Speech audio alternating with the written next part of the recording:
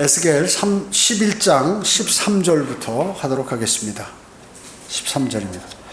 내가 예언할 때 분하야의 아들 프라티아가 죽으니라. 그리하여 내가 엎드려 큰 소리로 부르짖어 말씀드리기를 주 하나님이여, 주께서는 이스라엘의 남은 자를 완전히 끝내시려 하시나이까 하였더니 주의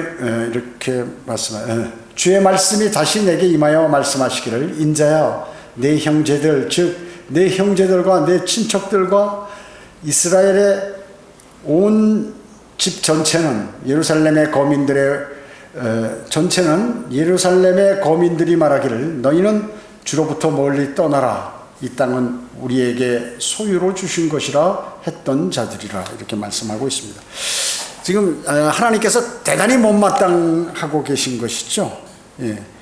즉 에스겔은 하나님께서 예언하라는 것을 그대로 예언하는 거예요. 그대로 예언하는데 그 백성들 가운데 고관들의 그 대표라고 할 수 있는 으뜸격인 그런 분하의 아들 프라티아가 갑자기 지금 에레미야가 하나님께서 하신 말씀을 그대로 받아서 예언을 하는데 그 예언을 듣는 순간에 그냥 그 자리에서 죽어버리더라고요. 이죠. 그래서 에스겔은 지금 하나님께서 하신 말씀대로 그대로 했는데 너무 깜짝 놀란 거죠. 깜짝 놀란 거예요. 그러면서 안타깝게 부르짖는 식으로 하나님께 지금 주 하나님이여, 주께서는 이스라엘의 남은 자를 완전히 끝내시려나 하시나이까. 즉 이제는 뭐 남은 사람마저 그냥 다 죽여버리실 겁니까? 좀 제발 좀 간청하듯 지금 물어보는 거예요. 그러니까 에스겔도 이스라엘 백성들에게 정신을 차리라고 지금 그 예언을 하는데 자기가 예언하는 중간에 그 자리에 쓰러져 죽어버리니까 깜짝 놀란 거죠. 깜짝 놀란 것이요. 하나님께서 적과 꿀이 흐르는 그러한 땅을 이스라엘에게 약속했죠. 약속했습니다. 또 그것은 실제로 그 들어가서 약속하고 그 자리에 실제로 다 들어와서 편안하게 잘 살게 되었어요. 근데 여기에 중대한 한 조건이 있어. 너희가 그 땅에 들어가거든 이렇게 말씀하셔요. 들어가기 전부터 모세를 통하여 레위기에서 그렇게 말씀하셔요. 20장 22절 23절 너희가 만약에 거기 들어가면 지켜야 될 게 딱 하나 있다. 그것은 뭐냐면 주님의 모든 규례와 그 말씀들, 모든 명령들을 지키라. 그리고 행하라. 행동하라. 지킨다는 건 행하라는 거거든요. 그러니까 하나님의 말씀을 알 뿐만 아니라 그 말씀대로 살아라. 이 말씀을 한 거예요. 딱 네가 그거 하나만 지키면 되겠다는 거죠. 만약에 너희들이 그 땅에 들어가서 그것을 지키지 않으면 그 땅이 너희를 토해낼 것이라는 거죠. 그래서 그 땅이 너희를 토해내지 않도록 주의하라. 이렇게 레위기 20장에서 20장 22절 23절에서 말씀하셨어요. 그런데 어떻게 했어요? 진짜 들어갔어요. 들어가가지고 하나님의 규례와 명령들을 지키지 않았다고 얘기죠. 그 조건, 그 약속을 그냥 짓밟아 버렸어요. 하나님께서. 약속을 하신 건 내가 너희를 글로 보내줄 테니 너에게 딱 한 가지만 내가 얘기하겠다. 내가 얘기하는 그 규례들과 명령들을 꼭 행하라. 이렇게 했는데 그걸 안 하더라고요. 그러면 자기는 그걸 받았고 마치 거듭난 그리스도인이 구원을 받아서 영원한 생명과 하나님의 아들들이 되는 권세를 받았는데 그 다음에 너가 어떻게 살아야 할지를 말씀하는데 그렇게 안 살아버리는 거 하고 똑같은 거다. 그 얘기죠. 그래서 이걸 지금 우리에게 말씀하고 계시는 것이에요. 그러나 이스라엘은 이 조건을 짓밟아버리고 규례들과 명령들을 지키지 않았죠. 그렇게 함으로써 하나님께서 쫓아내신 그러한 그 가나안 땅에 누가 살았어요? 그 이방인들이 살았죠. 왜 그러면 하나님께서 그들을 쫓아내셨나요? 우상들을 섬기고 죄를 짓기 때문에. 그러니까 그 백성과 똑같이 그렇게 행동하더라고요. 그러면 이 하나님의 백성이지만 똑같이 쫓아내버린다는 거죠. 마치 그리스도인이 세상 사람처럼 사는 것과 마찬가지죠. 그들은 주로부터 멀리 떠나라고 온 백자. 그러니까 자기들끼리 얘기하는데 야, 하나님으로부터 멀리 떠나. 이거 하나님께서 우리 이미 이 땅은 우리 줬기 때문에 이거 우리 땅이야 이제. 이렇게 했다고 얘기죠. 하나님께서 분명히 만약에 너희가 그걸 지키지 않으면 땅이 너희를 토해내버릴 거다. 이렇게 말씀하셨는데 너희는 이제 주로부터 책임자들, 또 그 관리들, 또 성경을 많이 아는 사람들, 신실한 책임자들, 이런 사람들이 주님으로부터 떠나라. 이제는 뭐 그렇게 믿음 설설 가져도 된다. 이렇게 부추겼던 것이죠, 백성들을. 그래서 이스라엘 거민들은 이제 그 예스겔에게 너희 형제, 친척, 그러한 사람들이 그 짓을 하고 있다, 지금. 그래서 땅이 그들을 토해낼 수밖에 없다 하는 그 말씀을 지금 하고 계시는 것이에요. 여기 16절 보겠습니다. 그러므로 말하기를 주 하나님이 이같이 말하노라. 비록 내가 그들을 멀리 이방인들 가운데로 버렸고 또 비록 내가 그들을 나라들 가운데 흩트렀을지라도 나는 여전히 그들이 갈 나라들에서 그들에게 작은 성소같이 되리라 하라. 이거 딱 보면은 하나님께서 주 하나님이 이같이 말하노라 하는 거, 이게 엄한 말이에요. 엄한 말. 그러니까 엄중하게 지금 하나님의 단호한 의지를 엿볼 수 있는데, 여기서 이제 이스라엘이 아무리 곁길로 가지만 나는 너희 조상 아브라함과 이삭과 야곱에게 약속한 그 약속을 지키는 하나님이다. 그 얘기죠. 그래서 너희가 어디로 가든지 곁길로 가더라도 너 하나님 내 손에서 벗어날 수는 없다. 그 말씀인 것이죠. 그래서 다니엘 세 친구 사드락과 메섹과 아벳느고 있잖아요. 얘네들이 바벨론에 포로로 잡혀갔죠. 그렇지만 그들이 좋은 대우를 받았어요. 머리도 좋고 공부도 많이 하고 거기서 또 하니까 좋은 성적을 내고 아주 너무나 잘하기 때문에 거기서 바빌론에서 인정을 받았죠, 이 사람들이. 그럼에도 불구하고 그 사람은 왕의 음식을 먹지 않았어요. 왕이 나와 똑같은 음식을 먹으라고 이렇게 했는데 마시는 포도주와 그 음식과 포도주로 자신을 더럽히지 않은 것이죠. 그렇게 살았다는 거죠. 그러니까 무엇인가 외국 땅에 와서 좋은 자리를, 높은 자리를 맡았음에도 불구하고 그들이 뭐예요? 하나님을 생각하고 하나님께서 지키라고 했던 그 규례들을 자기 나름대로 지키고 있다. 내가 지금 예루살렘 성전은 못 가도 지금 내가 그것을 하고 있다 하는 것을 늘 지켰다, 그 얘기죠. 다니엘은 어떻습니까? 다니엘도 거기 포로로 잡혀왔잖아요. 그런데 그는 늘 창을 열어놓고 예루살렘을 하루에 3번씩 기도하고 그랬죠. 그래서 나름대로 마음속에 그 예루살렘 성전의 대제사장이 성소에 들어가는 그러한 일들을 수행하지 못했지만 자신은 자기 마음속에 작은 성소를 갖고 있었다는 거죠. 하나님을 섬기고 있었다는 거죠. 그래서 기도하기를 그치지 않고 계속해서 아무리 높은 지위, 그리고 자기가 향락을 누릴 수 있는 그 지위에 권리를 행사할 수 있는 그러한 자리에서도 그는 늘 자기 마음속에 하나님을 모시고 이렇게 살았다는 거예요. 작은 성소를 위해. 주님께서 지금 그 말씀하는 거예요. 너희가 다른 나라에 이렇게 흩어져서 포로가 되든 가 있더라도 작은 성소를 내가 이렇게 그들에게 작은 성소같이 내가 되리라. 이 말씀을 하신 것이 증명이 됐다는 것이죠. 다니엘 9장 17절에 보면 그러므로 이제 오 우리 하나님이여 우리의 종의 기도와 간구를 들으시고 주를 위하여 주의 얼굴이 주의 황폐한 성소에 비치게 하소서. 황폐한 성소에 비치게 해달라고 그랬어요. 기도하는 거. 여러분 에스더와 모르드게 잘 알죠? 에스더는 그 페르시아의 왕 아수에로 왕의 왕후가 됐죠.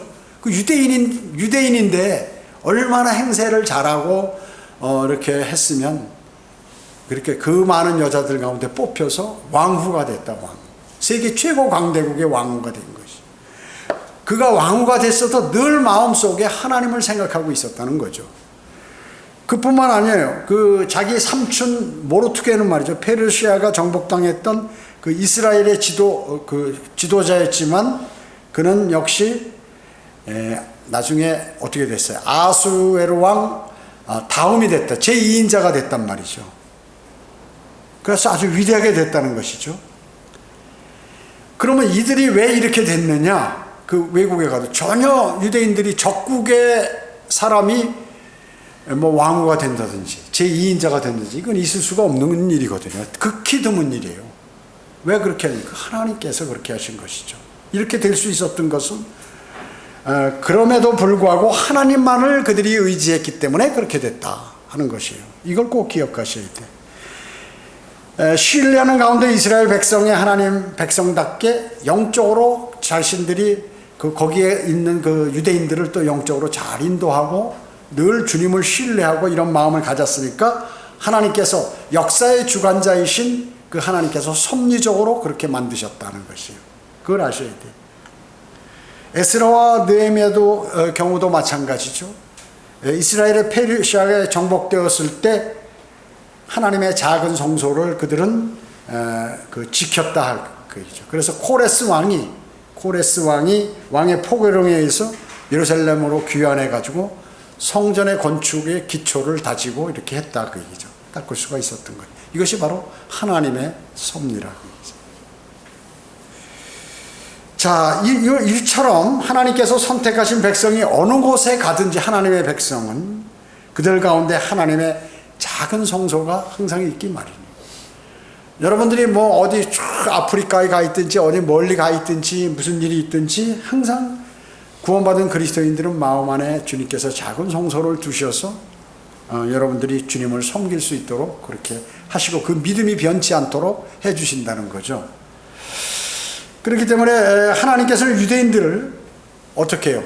유대인들이 이제 세계 전 지역으로 흐트러졌는데 아메리카 대륙으로 보냈잖아요. 미국에서 제일 그 사람들이 유대인들이 많은 미움을 받았어요. 사실은.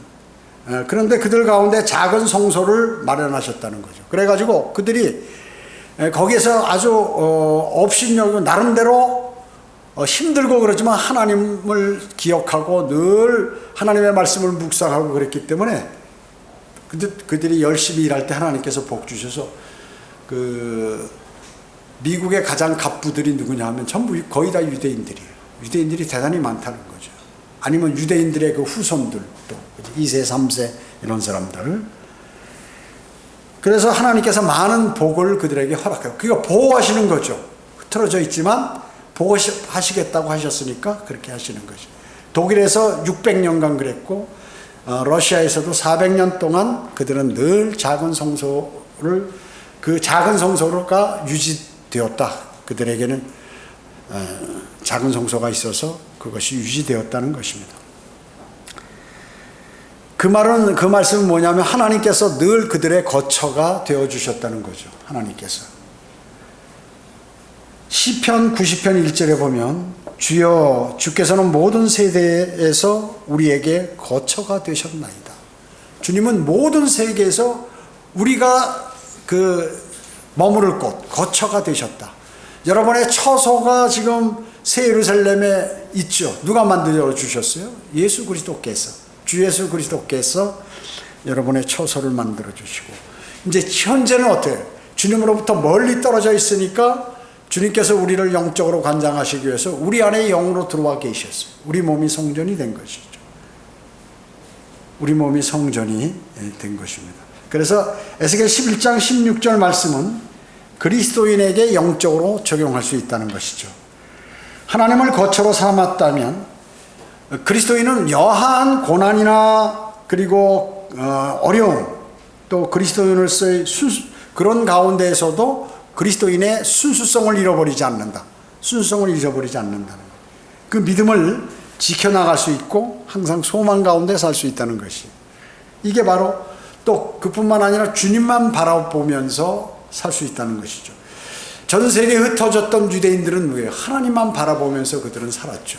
많은 어려움과 각 나라에서 쫓겨나고 살해당하고 도망다니고 그리고 열심히 일해서 돈을 벌어놓으면 다 뺏기고 이런 일이 있어도 끝까지 주님을 신뢰했다는 거예요.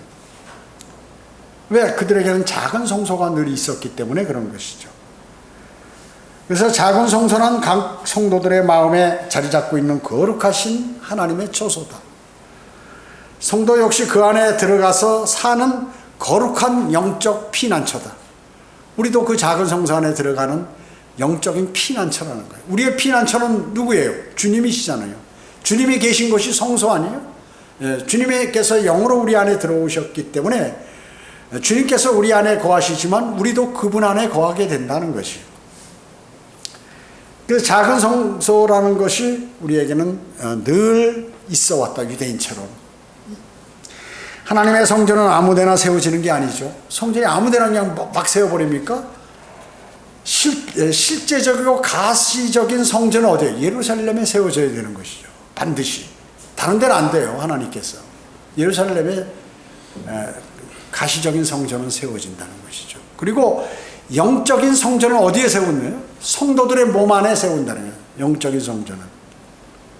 그렇기 때문에 고린도전서 3장 16절은 너희가 하나님의 성전인 것과 하나님의 영께서 너희 안에 거하시는 것을 알지 못하느냐, 이렇게 말씀하셨어요. 여러분 안에 하나님께서 계신다.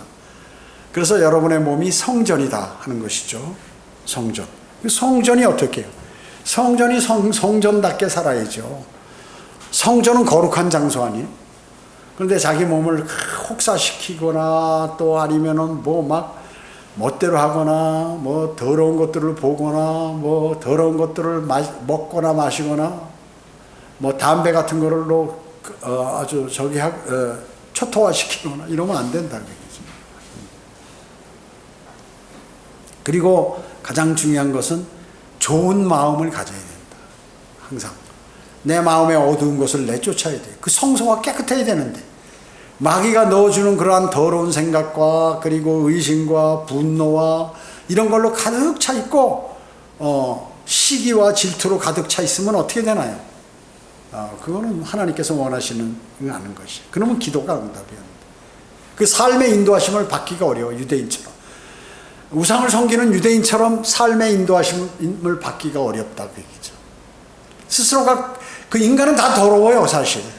그렇기 때문에 사람을 신뢰하면 어떻게 언제고 실망하게 된다. 사람을 신뢰하지 마시고 하나님을 신뢰하시라고 얘기죠.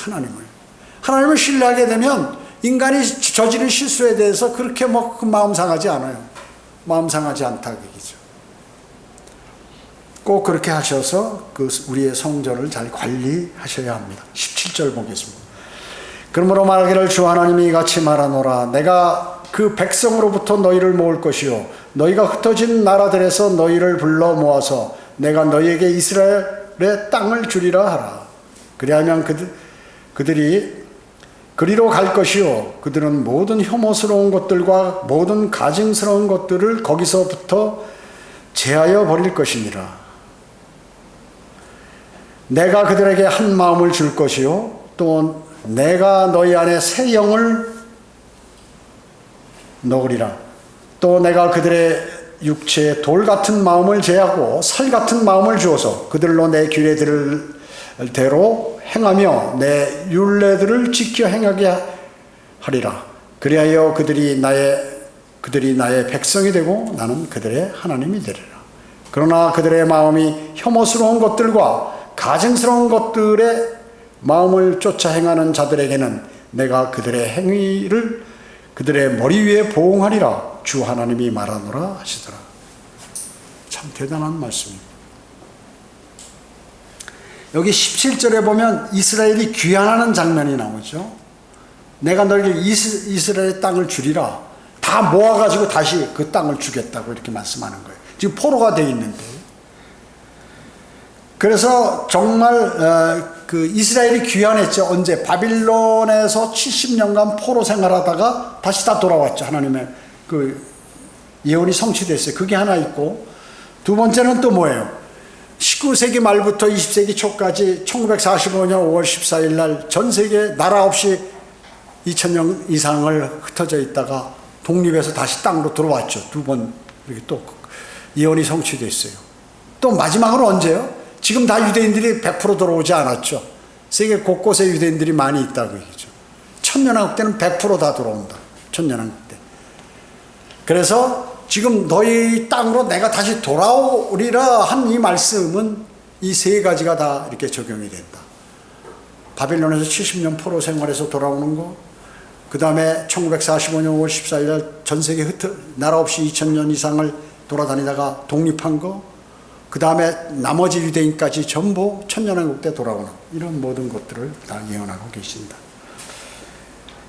그래서 에스겔 19절 20절은 이스라엘의 회복을 말씀하는 것입니다.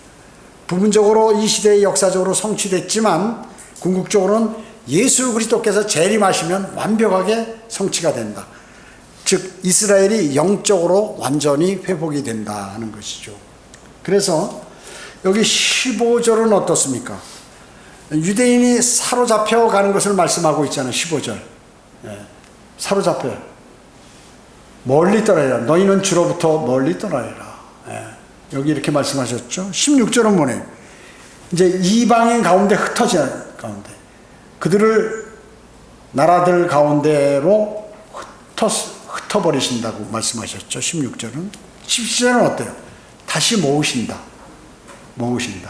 이렇게 말씀하는 것이죠. 그래서 15절은 잡혀가고 그 다음에 흐트러버리시고 그 다음에 다시 모으신다 하는 것을 이 세 구절에서 전부 말씀하고 계시는 것입니다. 그래서 이 15절과 17절 사이는 얼마예요? 약 2400년이나 2400년 기간이 2400년. 바빌론으로 포로가 될 때부터 이제 천년왕국 이제 대환란 끝부분 천년왕국 시작될 때까지 2400년 동안의 그 기간을 지금 말씀하고 계시는 거예요. 이게 하루가 천년 같고 천년이 하루 같은 같이 사용하시는 분이기 때문에 척척척 말씀하는 거예요. 그래서 세상에 이런 책은 없어요. 이런 책은 없습니다. 세상에 찾아볼 수가 없어요. 그래서 가장 전 세계에서 가장 많이 팔린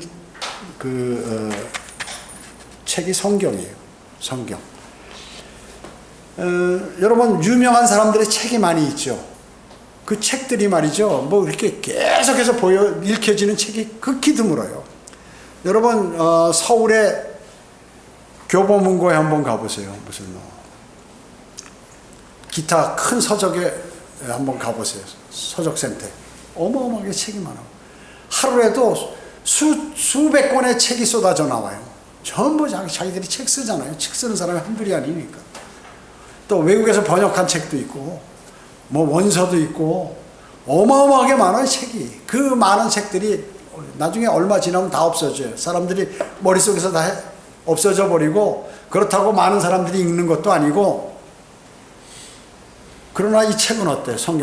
성경은 이때까지 이 경전이죠. 이건 책이라기보다는. 그래서 성경이라고 그러죠.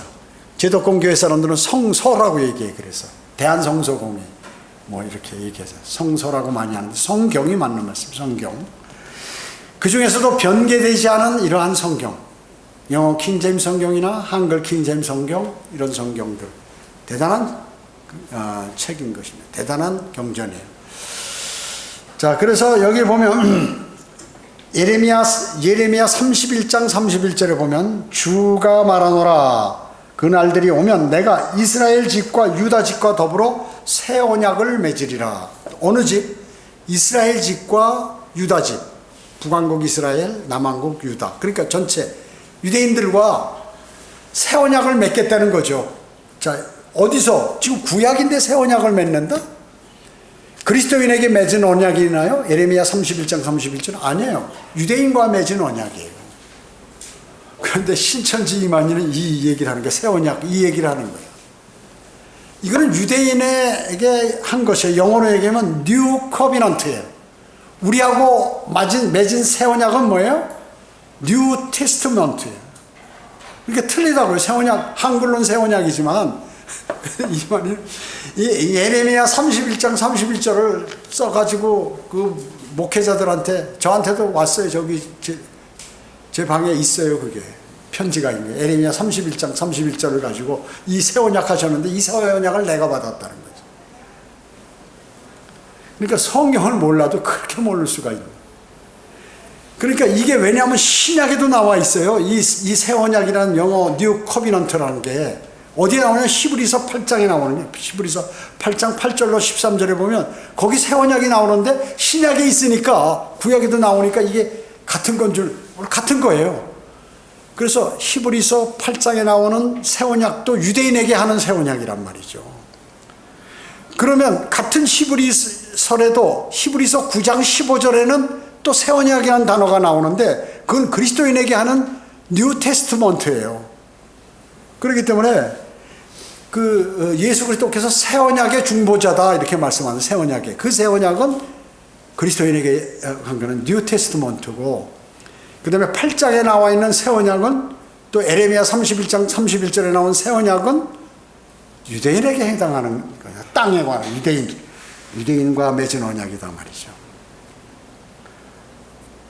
그래서 이거를 모르면 어떻게 돼요?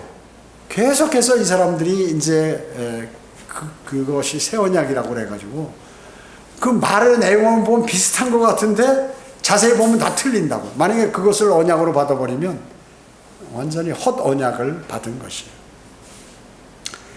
새 언약은 뭐예요? 예수 그리스도의 보혈로 이루어진 게 새 언약이란 말이죠. 근데 이 구약에 얘기한 것을 왜 이 구약에 나오는 그 새 언약이 예수 그리스도께서 아직 십자가 사건이 이루어지지도 않는 그런 것인데, 이건 유대인과 맺은 새 언약이라는 것이죠. 새 언약. 이것을 잘 알아야 하는 것이죠. 우리는 이제 예수 그리스도께서 우리와 맺은 그 언약, 그 새 언약은 유대인에게도 해당되고 그리스도 이방인에게도 해당이 돼서 누구나 이방인이든 유대인이든 예수 그리스도를 영접하면 그 새 언약의 효과를 보는 거죠. 새 언약에. 즉 구원을 받는 거예요. 그리스도인이 되는 거예요. 세 부류의 사람들이 있잖아요. 유대인, 이방인, 하나님의 교회. 하나님의 교회는 그리스도인을 얘기하는 거죠, 여러분들. 그런데 지금 현재 유대인이 예수 그리스도를 영접하면 뭐예요? 그건 하나님의 교회예요. 그리스도인이에요. 소속이 그리스도인으로 돌아온다, 그 얘기죠. 유대인. 자, 그래서 과거에는 전부 유대인들, 구약에는, 현재는 전부 그들이 거의 다 예수 그리스도를 영접하지 않았죠. 그래서 대환란을 맞이하는 것이고, 이제 그들은 이제 대환란 끝날 쯤 해서 예수 그리스도를 메시아로 받아들여서 천년왕국으로 이제 들어가게 되는 것입니다. 그래서 성경은 사실 이렇게 쉽게 말씀하거든요. 근데 이런 어려운 것들이 있어요. 어려운 것들. 이거를 모르면 어떻게 돼요? 그럼 왜 하나님께서 쉽게 말씀하시면서 가끔가다 어려운 걸 탁 심어 놓으셨느냐? 잘난 척 하는 사람들이나 자기가 학자라는 사람들, 그리고 이단 교주라고 하는 사람을 속이기 위해서 그렇게 하신 것이. 그러니까 하나님께서 그 사람을 원하지 않으세요.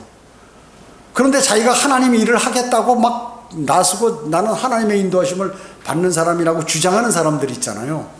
그런 사람들을 지옥에 보내기 위해서 만드신 거예요. 그런 것들을. 그래서 마음이 주님을 향해 있고 겸손하게 주님께 말씀에 순종하는 그런 사람에게는 바른 진리를 알게 해주시는 것이에요. 그래서 예수님께서 제자들에게는 비유로 말씀하지 않아요. 세상 사람들에게는 어떻게? 비유로 말씀해. 왜? 전부 예수님이 말씀해도 듣지 않을 거니까. 바리새인, 서기관, 뭐 이런 사람들, 사두개인, 뭐 헤롯 당원이나 이런 사람들이, 또 거들먹대는 그 사람들이 저거 뭐야, 목수아들이 무슨 뭐 지게 뭐 아는 게 있겠어. 이렇게 한단 말이죠. 갈릴리에서 무슨 선한 뭐 것이 나오겠어? 선지자가 나오겠어? 그런 데서. 그와 같이 하기 때문에 비유를 들어서 말씀하는 거예요. 비유를 들어서. 그 가운데서 혹시 쉽게 얘기해서 비유를 들어가지고 가서 이해할 수 있는 사람은 이제 구원을 받는 거고, 하나님 말씀을 무시하는 사람은 어때요? 그 말은 안 들어버리죠. 비유로 얘기하니까 저거 뭐 저질 용어야. 이렇게. 여러분 어떻습니까? 많은 유튜브 설교와 막 이런 것들이 나가는데 막 안타까워서 복음을 전하고 이러는데 그걸 안 들어버려요. 야, 저거 좀 극성스럽다. 주님을 섬기면 아름답게 섬겨야지, 멋있게. 큰 데서 아름답게 점잖게 섬겨야지. 그냥 어떤 때는 막 쌍욕도 했다가 뭐 지적도 했다가 뭐 막 이런 한다. 싫어하는 거예요, 사람들이요. 그러면 좋은 얘기를 하면 구원받냐면 구원도 못 받지. 그럼 100% 멸망으로 가는데, 강력하게 해서 막 하나님의 말씀을 그대로 집어넣으면 그 중에 구원받는 사람이 있다는 거죠. 그래서 그렇게 하는 거예요. 소수의 사람들을 보고. 좋은 소리를 하면 하나도 구원 못 받아. 근데 하나님의 말씀으로 그냥 짐책을 하면 그 중에 몇 사람은 구원을 받는다, 그 얘기죠. 막 찔림을 받아가지고 안 되겠다, 돌아서야지. 그리고 바른 변개된 성경을 버리고 바른 성경을 쓰는 사람이에요. 그 여러분들이 다 그렇게 오신 분들이에요. 그렇게 오신 분들 거의 다. 지금도 유튜브를 듣고 있는데 아직 결정 못한 사람들이 그거를 그렇게 듣고 있는 거예요. 그 외 사람들은 어떻게 안 들어와 귀에. 그러니까 유튜브 조회수는 100, 200, 뭐 300, 뭐 이 정도 수준에서 끝나는 거지 2만에 3만에 절대 안 나와요. 절대 안 나와. 나오는 게 비정상이지. 예수님께서도 그렇게 설교하신 것이에요. 이 땅에 오셔서. 그러면 그 가운데서 따르는 사람들도 어때요? 강력한 고난과 어려움이 어때요? 다 튀어버려요. 다 나가버려요. 제가 그 영적 전쟁을 아주 극심하게 치러봤잖아요. 그러니까 어떻게 주님 말씀이 그대로 100% 맞는 거예요. 믿음 좋다는 사람들도 막 흔들흔들 대면서 그냥 뭐 쓰러지는 거예요. 주님을 바라보고 하면 쉽게 갈 텐데 그걸 모르는 거예요. 얘기해줘도 순간적인 그 어려움이나 자기의 판단에 의해서 그냥 믿음을 탁 던져버리는 그러한 사람들이 많이 있다는 거죠. 그렇기 때문에 주님께서는 그 한 번 말씀하시면 그 말씀을 영원토록 지키시는, 영원토록. 이스라엘이 말이죠, 그렇게 나쁜 짓을 하고 우상을 섬기고 많은 혜택을 받았으면서도 그렇게 하나님을 배반하고 그러면 보통 사람들 같으면 상대도 안 하지. 그거는 상대도 안 하죠. 사람들은. 주님은 아브라함과 이삭과 야곱과의 약속 때문에 그걸 그대로 지키시는 분이에요. 그대로 지키시는 분이에요. 대단하신 분이죠. 그래서 우리 인간하고는 좀 틀려요. 속성이. 사람은 어때요? 사람끼리 아무리 친하고 신뢰했다가도 자기 마음에 어떤 뭐 하나가 잘못되거나 그러면 딱 이게 금이 가기 시작하고 점점 벌어지죠. 이게 인간이에요. 그러나 주님은 그런 게 없다니까요. 너무 좋은 거지. 그러니까 신뢰할 수 있는 게 너무 좋은 거죠. 신뢰할 수 있는 분이. 그러니까 주님을 신뢰하라. 두려워하려면 사람을 두려워하지 말고 주님을 두려워하라. 그리고 주님께서 하신 그 말씀들을 마음속에 담으면서 그 말씀의 그 풍성함과 기쁨 속에서 살아갈 때 힘이 나는 거지. 그리스도인이 뭐 나에게 좋은 일이 있다, 돈 많이 벌었다, 아니면 뭘 했다고 이게 모든 게 다 해결되는 게 아니다. 내 마음이 풍성해야지. 막 좋고 이래야죠. 하나님 말씀을 듣거나 볼 때 해야 되는데, 그러니까 그런 것들이 대단히 중요해요. 그것을 잘하는 사람이 믿음이 좋은 사람이고 그 믿음을 지속적으로 주님 오실 날까지 견지하는 사람이 면류관을 받는 거예요. 다른 게 아니에요. 거의 다 탈락이야. 면류관 그 받는 과정 속에서 다 턱걸이로 왔다가 거기 마지막에서 거의 다 쓰러진다고요. 거의 다. 그렇기 때문에 그 믿음을 쭉 갖는다는 것은 뭐예요? 평소에 그것을 다졌을 때 그게 되는 거지. 그게 이제 어느 때 다져지냐 하면 어려울 때 다져지는 거예요. 믿음이라는 게. 어려운다는 게 꼭 무슨 뭐 돈 없어서 어려운 것만 어려운 걸로 사람들이 착각하거든요. 아니에요. 여러 가지 어려움이 있잖아요. 가족 간에도 막 그 어려움이 있잖아요. 여러 가지. 안 맞는 그런 어려움들이 많이 있잖아요. 친척들 간에도 그렇고 주변의 모든 사람들. 그 다음에 나의 무슨 뭐 건강 문제부터 시작해가지고 여러 가지 문제들이 많이, 인간이라는 게 너무 복잡해요. 정말로 복잡해요. 나중에 이제 셋째 안올 새 예루살렘에 가면은 이게 단순화되고 정말 싹 이 뇌가 정화가 돼가지고 될 텐데, 사람은 이상하게 복잡해. 이게 얽힌 게 많아요. 그 얽힌 것들이 다 쓸데없는 걸로 얽혀 있어요. 사실은 쓸데없는 걸로, 별로 중요한 것도 아닌 걸로 다 얽혀가지고 중요하지 않은 것 가지고, 사소한 것 가지고 막 괴로워하고 힘들어하고 막 이렇게 나빠지고 이런 일들이 있다 그 얘기죠. 마귀는 그걸 또 부추기고 이래가지고. 여러분, 주님을 섬기는 사람들은 꼭 그것을 마음속에 이렇게 생각하셔야 됩니다. 자, 시간 때문에 가겠습니다. 22절. 그러자 그룹들이 날개를 들어 올리고 바퀴들도 그들 곁에 있으며 또 이스라엘의 하나님의 영광이 그들 위를 덮고 있더라. 주의 영광이 그 성읍 가운데로부터 올라가서, 성읍으로 떠나는 거예요. 올라가서 성읍의 동편 위에 있는 산 위에 섰더라. 동편산이 뭐예요? 올리브산에. 그 후에 그 영이 나를 들어 올리셨고 하나님의 영이 환상 가운데서 나를 갈대에 있는 사로잡힌 자들에게 데려가셨더라. 그리고 내가 보았던 환상은 내게서 올라가더라. 그리하여 나는 사로잡힌 그들에게 주께서 내게 보여주셨던 모든 것들을 고하니라. 자, 이 말씀이 뭐예요? 지금 에스겔이 그 크발 강가에 있잖아요. 바빌론 포로로 와 있잖아요. 근데 거기서 예루살렘으로 데려가셨잖아. 그 예루살렘 성전에서 무슨 일이 벌어지고 있고 거기 잔류에 있는 사람들이 어떤 짓을 하는지를 지금 보시고 경고하라고 그랬죠. 그 이제 임무가 다 끝나고 하나님께서 그 예루살렘 성전을 지금 떠나시는 거 아니에요. 마지막에 성전 동편에 있는 올리브산에 딱 서서 이제 하늘로 올라가시는 거죠. 그런 광경을 보고 다시 주님께서 어때요? 에스겔을 바벨론의 크발 강가 쪽으로 포로들이 있는 쪽으로 다시 옮겨주니까 에스겔이 그 사람들에게 그 얘기를 하는 거예요. 지금 하나님께서 나한테 뭐라고 하셨다. 너희도 이거 지켜야 된다. 그 말씀을 하는 거예요. 자, 아셨죠? 지금 에스겔은 포로입니다. 바빌론의 포로로 잡혀와서 크발 강가에 그 집단지를 형성하고 유대인들이 거기서 사는데 거기서부터 하나님의 영인 성령께서 끌어올려서 예루살렘으로 상당히 멀죠.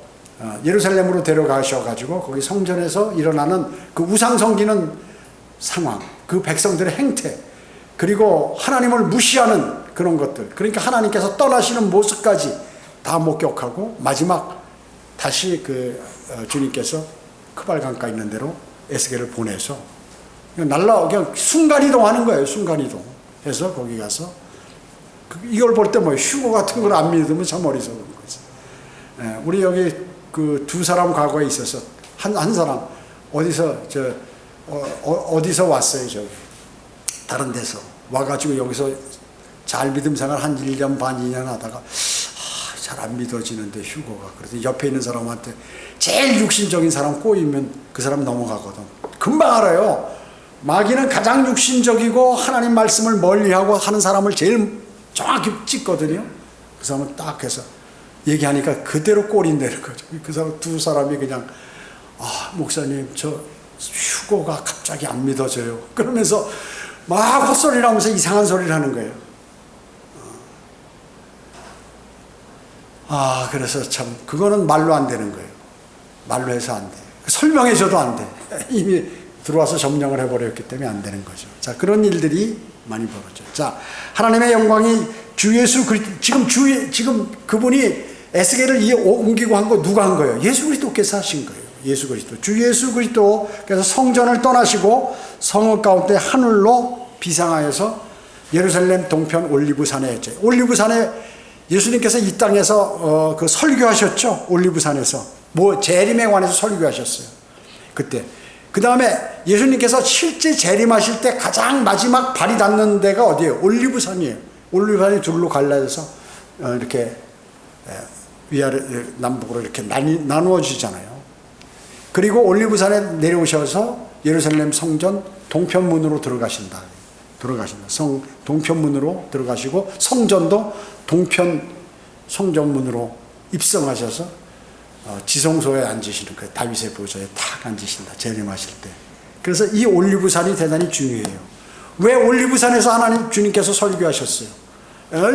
그분께서 거기 떠나실 때 거기서부터 위로 올라가실 거고 또 재림하실 때도 글로 마지막 발을 담으시기 때문에 그 시내산서부터 발을 딱 이렇게 디디셔가지고 거기서 쭉 출애굽 경로로 오셔서 마지막 올리브산에 내리셔가지고 동편 성읍 동편 예루살렘 도성 동편문 또 성전에도 동편문 쪽으로 입성하셔서 이제 다윗의 보좌에 앉으신다. 지성소에 앉아. 그래서 그거는 뭐예요? 지금 거기 성전이 없잖아요, 예루살렘에. 조금 있으면 어떻게 해요? 이제 그 유대인들이 성전을 짓죠, 거기다. 그거 이제 환란 성전이 되는 거예요, 그거는. 그러면 주님께서 재림하시면서 그걸 다 헐어버리시고, 헐을 때 공사하는 사람 와서 헐어라 해가지고 한 달 동안 허는 게 아니라 그냥 싹 헐어버리시고, 거기서 다시 지시는데, 이제 에스겔 뒤에 가면은 천년왕국 때 성전 모습이 어떤지 하나님께서 에스겔에게 아주 자상하게 알려주세요. 그런 내용들이 이제 뒤에 나오게 돼요. 그렇기 때문에 이제 그 성전이 섰다는 것은 소망이 이제 다시 찾아왔다는 거예요. 유대인에게. 유대인뿐만 아니라 그리스도인도 마찬가지고. 그래서 천년왕국 성전에서 이제 통치하시는 거예요. 에스겔을 인자야 그랬잖아요. 예수 그리스도께서 이 땅에 오셨을 때 이름 부르는 게 인자 아니에요. 다니엘에게도 한번 그렇게 하셨지만 에스겔은 주님께서 대단히 또 신뢰하는 선지자예요. 그러니까 주님의 재림이라든지 천년왕국의 성전 모양이라든지 이런 것들을 다 알려준 거예요. 여러분이 주님께서 여러분을 신뢰하는 사람으로 인정하시면 여러분에게 많은 것들을 알려주시고 보여주시고 이끌어주시는 거예요. 내가 어려울 때 그대로 이끌어주세요. 그리고 실질적으로 여러분이 힘들고 괴롭고 모든 내 지식과 내 능력으로 해결할 수 없는 일이 인간에게 많이 있다. 그랬을 때 주님께 부탁하면 주님께서 섭리적으로 또 합력하여 선을 이룰 수 있도록 그렇게 해주신다. 그 인도함을 받는 게 그리스도인이에요. 그냥 아무렇게나 사는 게 아니에요. 주님을 섬기고 높이고 그런 사람에 관한 대우를 반드시 하시는 분이 하나님, 주님이세요. 주님은 정말로 그거에 관해서는 우리가 상상하는 것 이상으로 보답하신다 하는 것을 꼭 기억하셔야 돼요. 주님께서 에스겔에게 이러한 이스라엘 백성에게 고하라는 그러한 명령을 주신 것은 이 선지자를 신뢰했기 때문에 그대로 하잖아요. 그러니까 에스겔은 마음은 말이죠. 이 마음이 기쁜 게 아니야. 이게 지금 이스라엘이 망하고 고통당하는 그 가운데서 있기 때문에 기쁜 마음이 아니라고요. 그러니까 하나님의 말씀을 마음속에 늘 담고 주님의 인도하심을 받는 이 사람이 최고의 사람이다. 자, 기도드리겠습니다. 전전능하시고 자비로우신 아버지 하나님 감사드립니다. 주님께서는 저희를 늘 선하게 인도해 주시고 계십니다. 위대하신 말씀을 통하여 주님께서 어떤 생각과 어떤 마음을 갖고 계신지, 또 바라는 것이 무엇이신지, 그리고 어떨 때 주님께서 기뻐하시는지를 우리가 알고 행할 때 주님은 기뻐하시고 우리의 기도에 응답하시며 또 우리의 처소에서 이제 우리를 반갑게 맞으시고 면류관을 하사하시며 우리가 주님께서 베풀어 주신 그러한 모든 은혜를 감사하는 것은 그분의 말씀대로 행하는 그러한 삶이라는 사실을 알게 되었습니다. 은혜 감사드리오며 다시 오셔서 저희를 데려가실 주 예수 그리스도의 이름으로 기도드립니다. 아멘.